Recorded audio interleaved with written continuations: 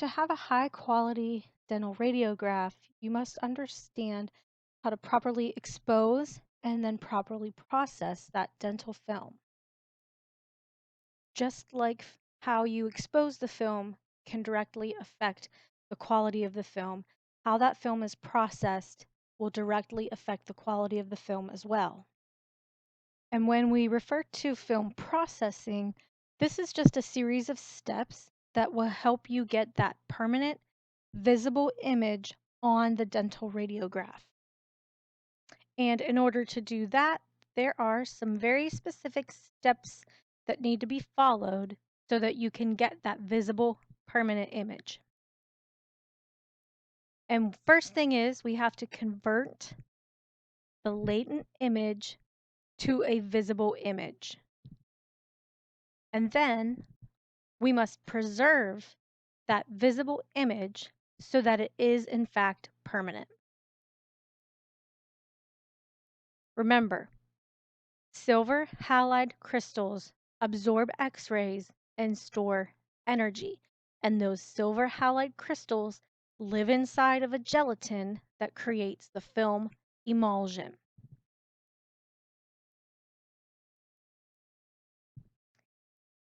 When that X-ray is exposed, when that film is exposed to radiation, energy in the form of radiation, forms a pattern to create the latent image on the emulsion. So that radiation hits the object, the tooth in question, and energy creates that image on the film emulsion. At this point, it is considered to be the latent image. That is where it will remain invisible until it goes through film processing. So it goes through this chemical process to create that permanent image on the film. So from latent image to visible image, we have to have a chemical reaction. There has to be some sort of stimulation there to create that chemical reaction to create our latent image to becoming a visible image. So what happens is the halide portion of the exposed energized crystals is removed. So remember, silver halide crystals are on that film. The halide portion was exposed. They're now considered to be energized crystals, and they're removed from the film. This is known as reduction. This process is reduction. You're reducing crystals from the film. We have a number of crystals. They're energized.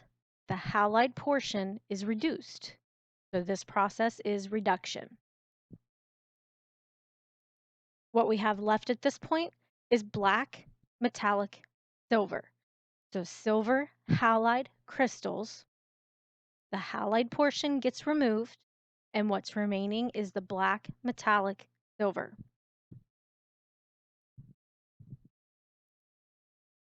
So it's going to go through your developer solution. This is one of the first steps.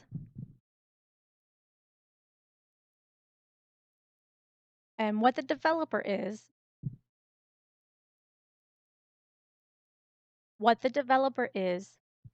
a chemical that is able to distinguish or tell the difference between exposed and unexposed silver halide crystals. So then that developer initiates a reaction and turns the exposed crystals into a black metallic silver. And this is where we get the dark areas on the film. This will not affect any unexposed crystals. So anywhere that radiation did not reach the film will not be affected by developer. The film must be in this chemical for a specific time at a specific temperature. If either of these things are altered, you will not have a good quality film.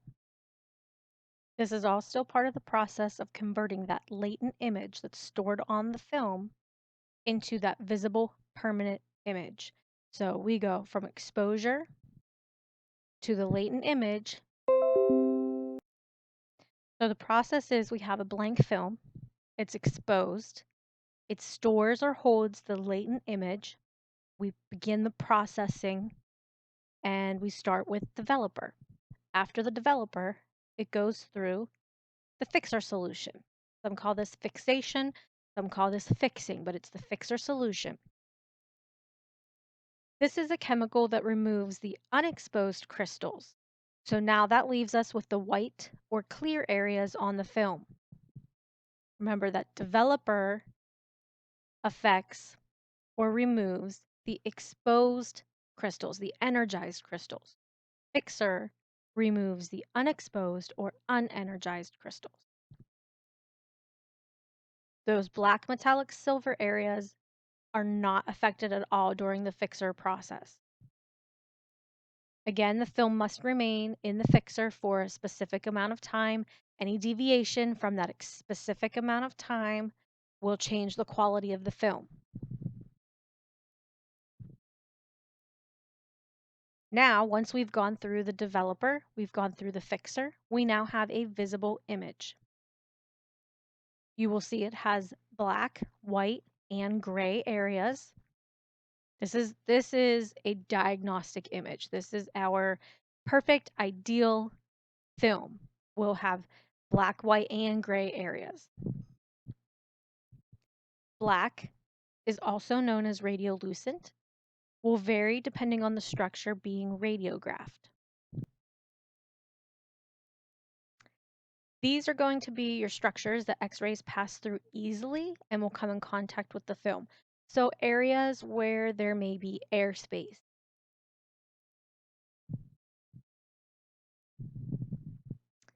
The more X-rays that reach the film, because it had nothing to pass through, so as an airspace, there's nothing for it to pass through, so more X-rays reach the film, which means more crystals are exposed and more crystals are energized, which means we have more black metallic silver areas.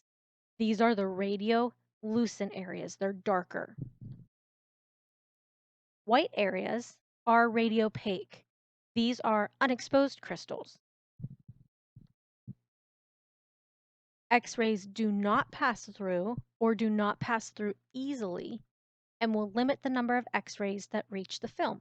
So your tooth. Your tooth will block the passage of some of the X-rays and will limit the number that reaches the film. So your tooth is visible as a radiopaque area on the radiograph. If no X-rays reach the film, that means there's no energized crystals. They are removed during processing, and there's no black deposits on the film. So no X-rays reach the film, there's no energized crystals, the crystals are removed during processing, and there's no black deposits on the film.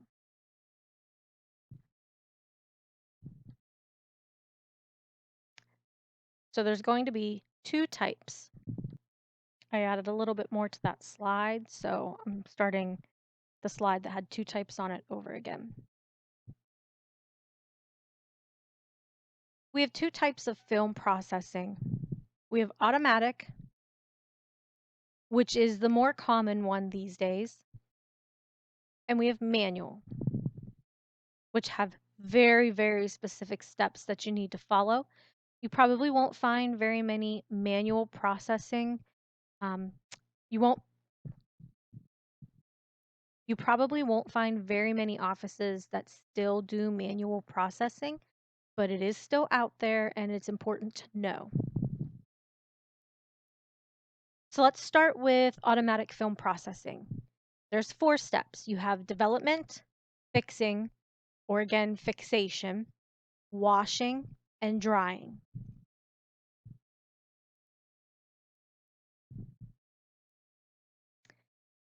It does take less time. It's about a 4 to 6 minute process, whereas your manual processing can take about 1 hour. With automatic processing, the time and temperature are automatically controlled. There's less equipment, and typically it takes up less space.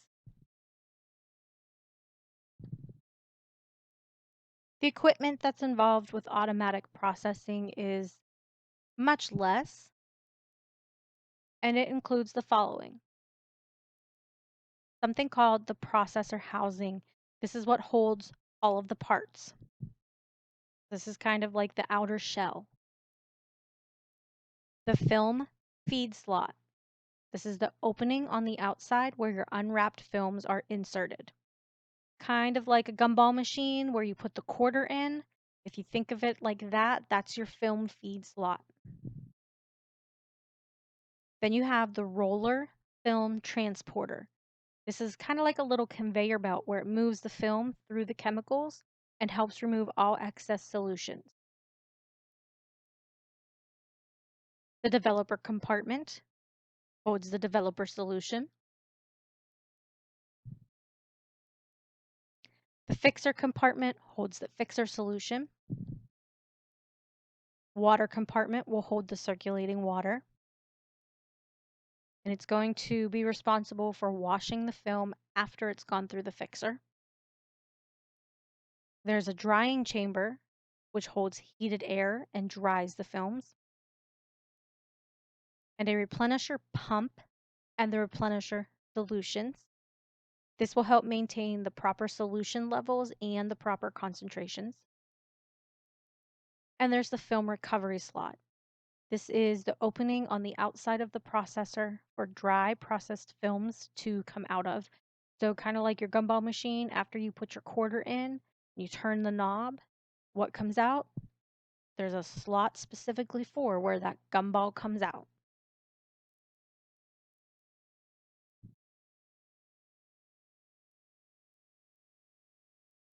Taking care of and maintaining your automatic film processor, of course, depends on what the manufacturer's directions are. But this is a general overview of how you are going to take care of that equipment. So for the processor itself, every office must have their own preventative maintenance or the machine can malfunction. There are certain parts that need to be checked daily, weekly, monthly. You need to make sure that they are working properly or something may not, overall, the machine may not work the way it's supposed to, which will give you undiagnostic radiographs. So if there's a wheel broken somewhere along the way and your little conveyor belt isn't moving along properly, you may end up with undiagnostic films. So it's important to establish a schedule. Maybe in your office every Monday you check certain things. Maybe it's every Wednesday. Whatever that routine is, your office should have a schedule, maybe even a designated person responsible for checking the machine. You'll want to use a cleaning film to clean the rollers periodically. This is just a specific film. It's not actually a film, but it's a specific film-like paper that will go through the processor in order to clean the rolls. Sometimes dirt and grimy stuff can gather, accumulate on those rollers, and it can transfer to the film, leaving that film less diagnostic. So it's important to clean those. Some will say your cleaning film should be ran at the beginning and the end of each day. Follow your manufacturer's directions, though. That can never be stressed enough. And those cleaning films are going to be responsible for removing any of that gelatin too. So part of the film emulsion that comes off. Those rollers should be removed weekly and cleaned with warm, running water and soaked for 10 to 20 minutes. This is going to keep your machine running at its highest quality.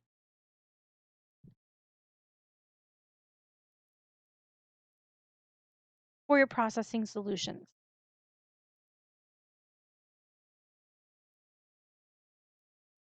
if there's no automatic replenisher, meaning There's not a system there to automatically fill the chemicals on its own. You need to check at the beginning of each day and add any chemical that is needed. If there's not enough chemicals, it will be undiagnostic. They should be replaced every 2 to 6 weeks, depending on the number of films that are processed and the schedule for maintenance. And as I've already stated, you always follow the manufacturer's directions. A specific machine you have may say that it should be replaced, that chemicals should be replaced every week, should be replaced every 2 months. So just make sure you're aware of what your specific equipment needs.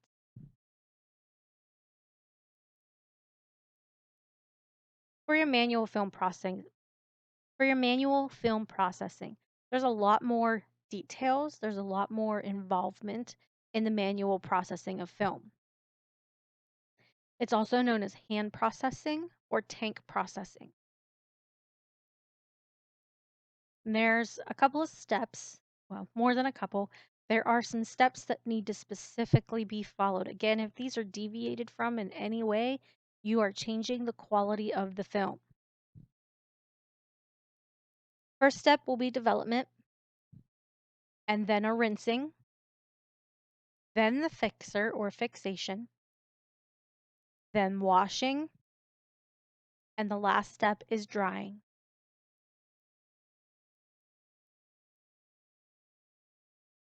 Development.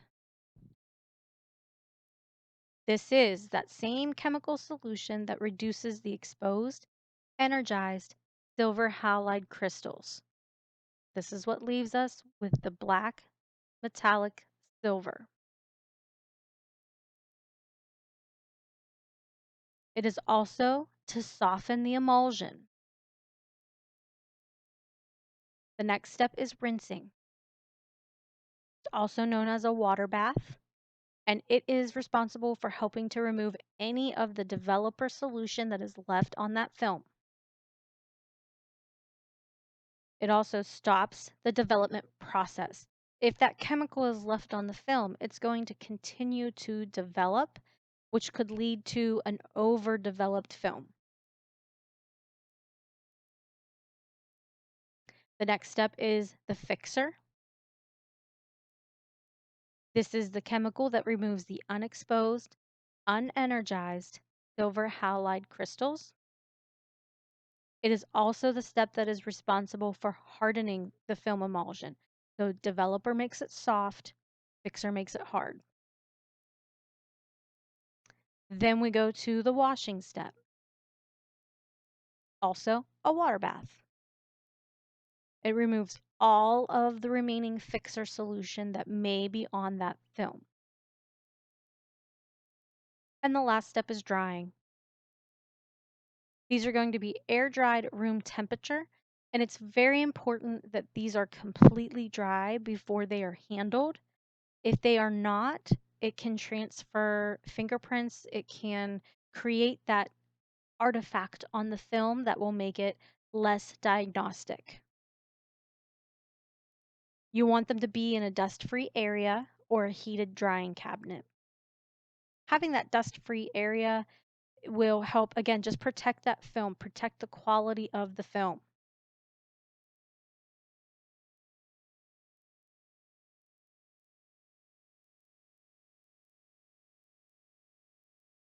Film processing solutions.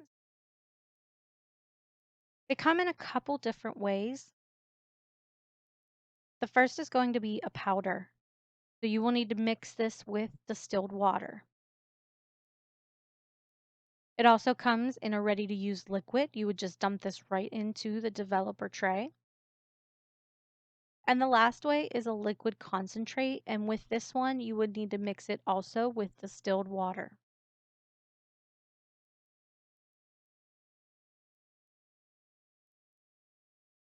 This one is popular because it's very simple to use and it does take up less space. And with your manual developing, there's already so many things there that take up space that the less space a piece of equipment or a product can take up, the better.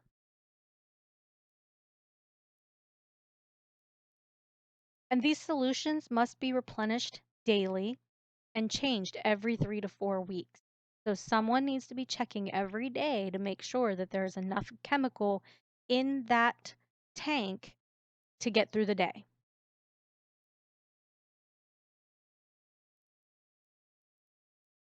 You must also have a processing tank. And the processing tank will ideally be made out of stainless steel. Just stainless steel doesn't rust. It's easy to take care of. So this is one of the ideal materials for this processing tank. There must be a lid that fits properly so that it can be light tight and will cover the solutions at all times. This is going to help protect those chemicals from oxidation and evaporation.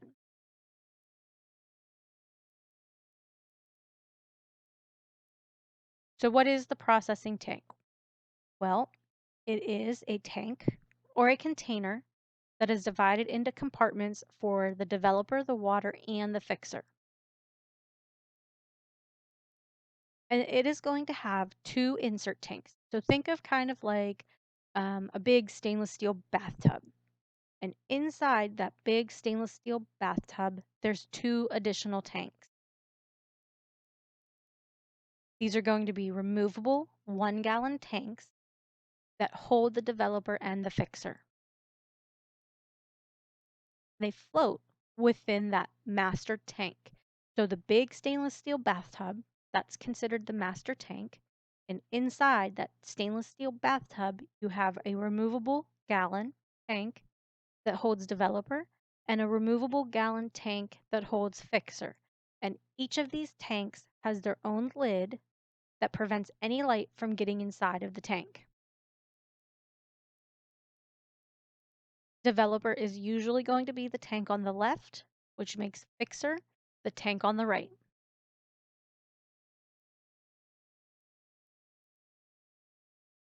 That master tank holds both of these inserts and is filled with water. And there's an overflow pipe that will help control that water level. So the water is circulating through, and there's an extra pipe there to help just in case it starts to get too high of a level.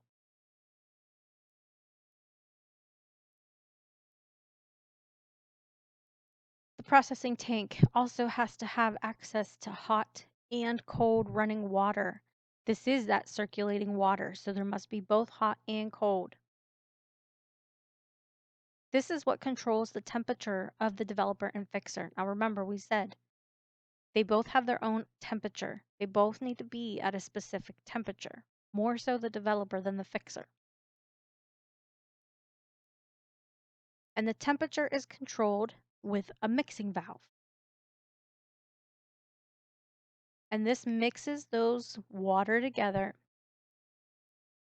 This mixes the water together, the hot and the cold, to make sure we have a tank that is 68 degrees Fahrenheit. 68 degrees Fahrenheit is our ideal temperature. When we break down the developer further, there are 4 basic ingredients, and each ingredient has their own purpose. We have the developing agent, the preservative, the accelerator, and the restrainer.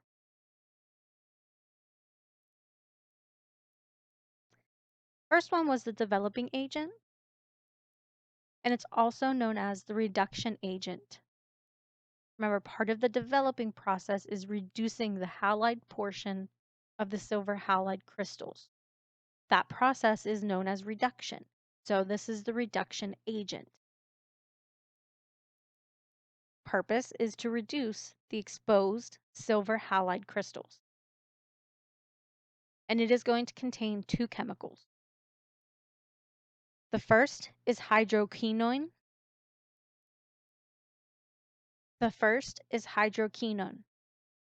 It is responsible for generating the black tones and helping it to have a sharp contrast.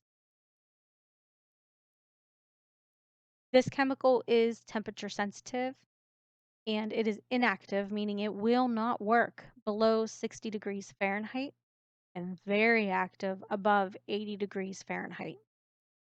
So that ideal temperature, again, it's 68 degrees Fahrenheit. The second chemical is called elon, and this is what produces the visible image. It is what is responsible for generating shades of gray, and it is not temperature sensitive.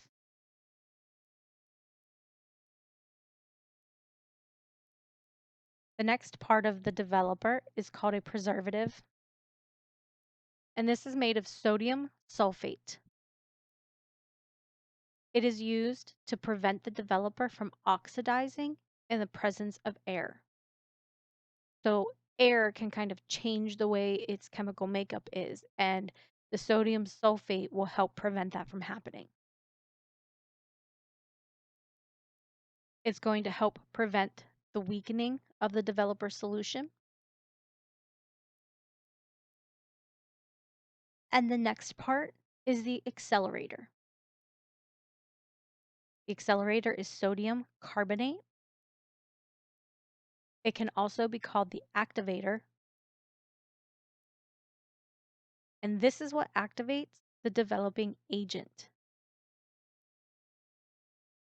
It's responsible for softening the gelatin of the film emulsion so that the developing agent can reach the crystals. So we said a while back that the developer softens the emulsion. Specifically, it's the accelerator that does that. And the last part of the developer is the restrainer. It is made of potassium bromide, and it controls the developer and prevents it from it is what controls the developer and prevents it from developing exposed and unexposed crystals. It is most effective in stopping the development of the unexposed crystals. So again, a little while ago, we said that the developer is responsible for removing the exposed and energized crystals. So the restrainer leaves those unexposed crystals alone.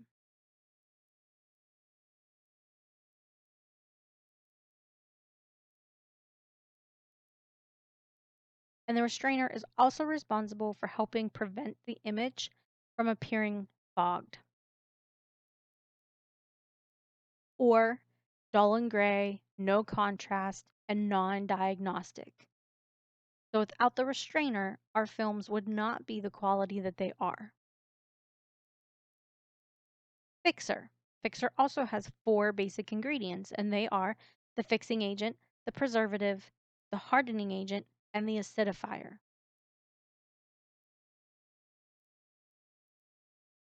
The fixing agent is also known as the clearing agent. Its purpose is to clear all unexposed, undeveloped crystals. So unexposed, unenergized, undeveloped crystals are removed by the fixing agent. This allows the black images to be easily seen. Then we have the preservative, which it is the same preservative as in the developer, and its job is partly to prevent the chemical deterioration of the fixing agent.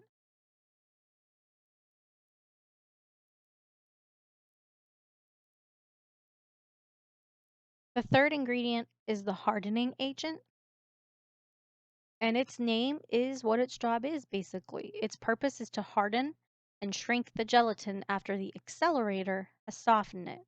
So the developer softens it. So the developer softens it. More specifically, the accelerator in the developer softens the gelatin, and the fixer, or more specifically, the hardening agent, hardens the gelatin back up. Then we have the acidifier. The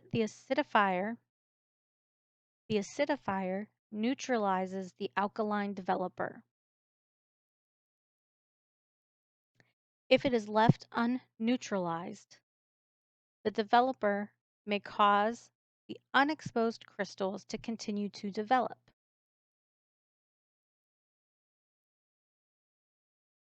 This would produce an acidic environment for the fixing agent. Let me redo that last line.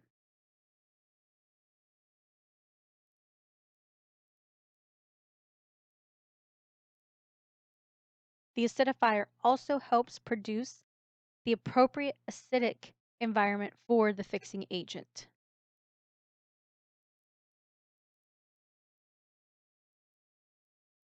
Care and maintenance for your manual processing equipment is obviously going to be different than with your automatic processors. For the solutions, they should be changed every 3 to 4 weeks. Again, it should be on a schedule. It should maybe be specifically somebody's job to take care of this every 3 to 4 weeks. The developer and the fixer should always be changed at the same time. You want them to be the same quality of chemical. If the developer is brand new, but the fixer is a couple of days old, you may end up with a non-diagnostic quality film, or at least a less diagnostic quality film. For the developer, it can evaporate and small amounts are lost with the removal of films. So it's a liquid. Any liquid is going to evaporate. Even in the smallest amounts, it's going to evaporate. So that's one reason why it needs to be replenished. Also, when you take out the film from the developer, when you remove the film from the developer, small amounts are going to come out with it. When you get out of the pool, you jump into that pool and you are covered with water. And when you get out of the pool, you leave with some of that water on you because your bathing suit is wet, your hair is wet, there's water dripping off of you. So small amounts of that pool are needing to be replenished daily, basically.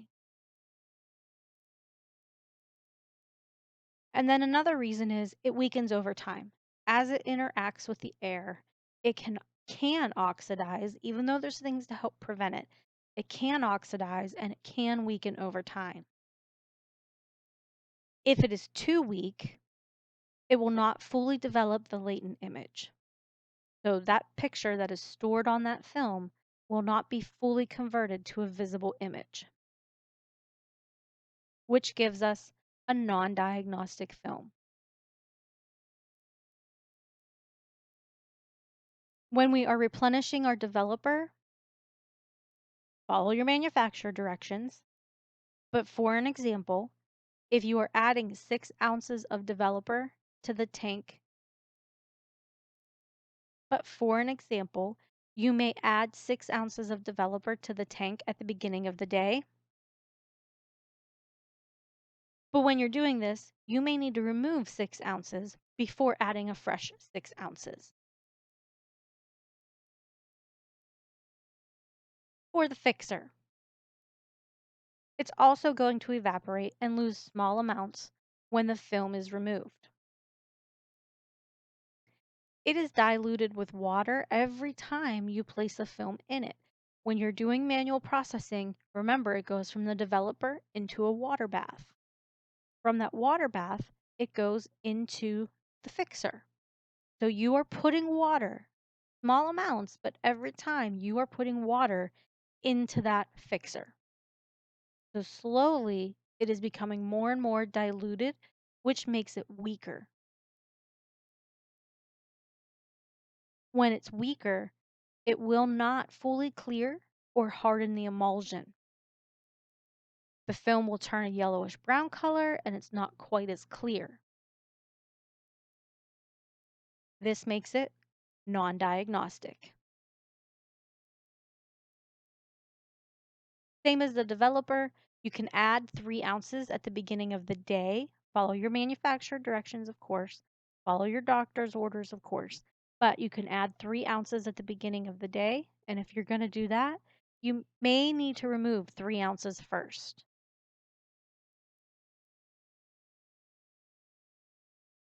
For the replenisher solution, a super concentrated solution added to the processing solutions to balance the loss and volume, to balance the loss of volume and strength.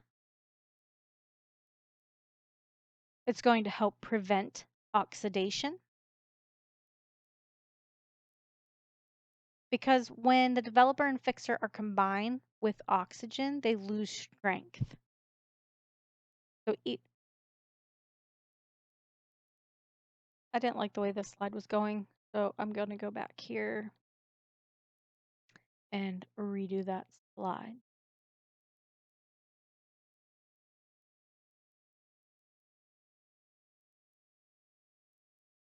Not what I meant to do.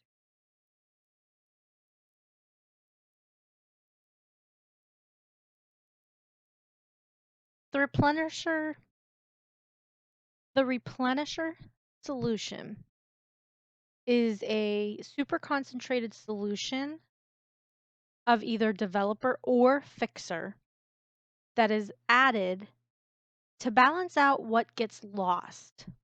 So it creates a better volume, it creates a better strength. This helps keep those solutions fresh and it helps keep them where they need to be. So this replenisher solution is used daily. It's going to help prevent oxidation, which will lead to that weakness of the solution. Oxidation causes a breakdown of chemicals, which shortens the time solutions will produce a diagnostic image. So it's important that this replenisher solution, which again can be either a fixer or a developer, is used daily, is replenished daily. For the processing tank, mineral salts in water and carbonate in solutions will produce deposits on the tank. So like your bathtub is in water every day, but it still needs to be cleaned because deposits, the dirt that comes off of your body, minerals from the water will settle in that bathtub and create that ugly bathtub ring that nobody likes. So it's the same thing here. We have the mineral salts in the water and carbonate in the solutions that will create deposits on the tank. Those deposits can contaminate the solutions because remember, you're taking those films from the solution to the water, then back to a solution, then back to the water, and that water is constantly circulating. So a contaminated solution will create a non-diagnostic film. The master and the insert tank, so think your big stainless steel bathtub and then the 2-gallon tanks that go inside that bathtub, should be cleaned every time the solutions are changed. Every time the solutions are changed, that whole tub needs to be washed. Use a stainless steel cleaner or hydrochloric acid and water. Do not use abrasive cleaners. This is because they may have a bad reaction with the chemicals. For the darkroom, a couple different requirements. There needs to be a convenient location. It's got to be an adequate size, and size is going to be determined by a number of things.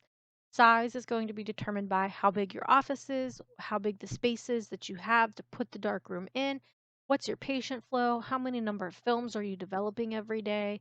So the size of the darkroom will be influenced by a number of things. You must have the correct lighting and enough workspace and storage, and you have to have temperature and humidity control. For the darkroom with lighting, it should be completely dark and exclude visible white light. This is what we call light tight, meaning there's no light leaks, because remember, if there is a white light leak onto the film, it can create a fogged film. So we have two types of lighting. You have the room lighting, what's you have the room lighting, which is used when films aren't being processed. So when you're doing basically anything in that room except processing of film, you use the room lighting. And then there's safe lighting. Safe lighting is what you use when you are processing the films. This is a low intensity light that is a reddish orange hue, and it allows you to see without damaging the films. Because we cannot have that white light, we cannot see. So we have to have some kind of light present to help us kind of make our way through the dark rooms so that we know we're using the right solutions. We know we're even in the right location of where our processor is. So that safe light allows you to see without damaging the films.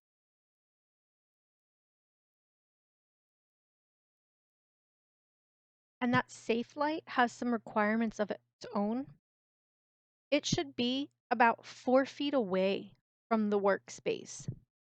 Anything closer, it's going to be too intense, and anything closer and it's going to be too intense and it might ruin our films. Anything further away probably won't really do any damage, but it might also not help us as far as being able to see. And so that wraps up film processing, automatic versus manual processors. So for our review, the first step in film processing is A, development, B, rinsing, C, fixing, also known as fixation, or D, washing. And the correct answer is A, development. The film emulsion is hardened during which step? A, development, B, rinsing, C, fixing, or D, washing. The correct answer is C, fixing. Number 3, the ideal temperature for the developer solution is A, 55 degrees Fahrenheit, B, 68 degrees Fahrenheit, C, 78 degrees Fahrenheit, or D, 80 degrees Fahrenheit. The correct answer is B, 68 degrees Fahrenheit. And the